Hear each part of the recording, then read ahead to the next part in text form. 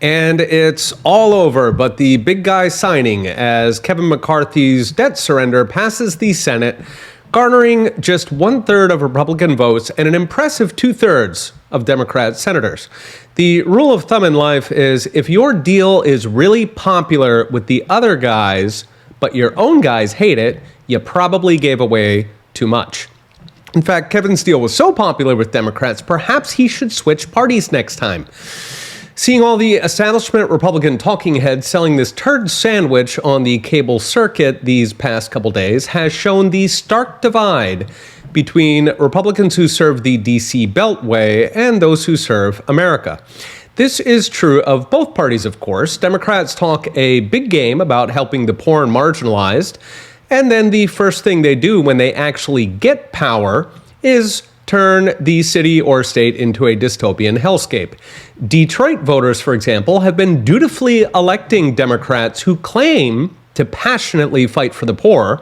They've been doing that for going on 61 years, during which their city went from a shining beacon to the world. In 1962, Detroit was a beautiful city that was going places, basically what Dubai or Singapore is today. And of course, today it is a bleak wasteland. So 61 years of Democrats who allegedly fight obsessively for the little guy, the forgotten man, the poor and marginalized who just need that first rung on the ladder. And what's the reality? A government strip mine where the schools don't teach, the police aren't allowed to stop crime. In fact, for over a decade now, one of the main functions of the Detroit city government is knocking down abandoned homes. 15,000 so far, with 22,000 to go. That is a government that has completely given up. It has given up trying to revitalize, to make the city livable so people come back. Instead, it just demolishes itself like a snake eating its own tail. And then, of course, there are the schools. There can be fewer beloved groups in America than poor children. Everybody wants to help them, especially Democrats, if we believe their rhetoric. The reality?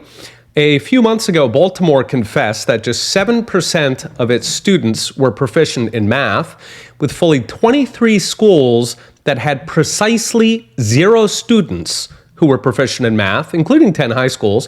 Another 20 schools had 1 single student who could do math. Detroit is even worse, with just 4% proficient in math and just 5% who can even read proficiently. And they do this with plenty of money. Baltimore spends $21,000 per student to fail to educate them, 30% more than the rest of America. Even Detroit spends $15,500 per student, which is within 3% of the national average, on top of aid from the state of Michigan. So what is the solution? Take as much power as possible away from the government and give it back to the people. Defund them where possible. Kevin McCarthy just threw away a golden opportunity.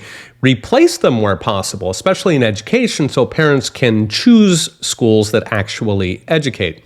And for the rest, Americans have to wake up and demand more. It is not normal to have collapsing cities and dying towns in one of the richest countries in the world. We didn't have those things in the 1950s when our GDP was much lower. But until American voters do wake up and actually hold politicians accountable of both parties, it will continue. Okay, we'll be watching. See you next time.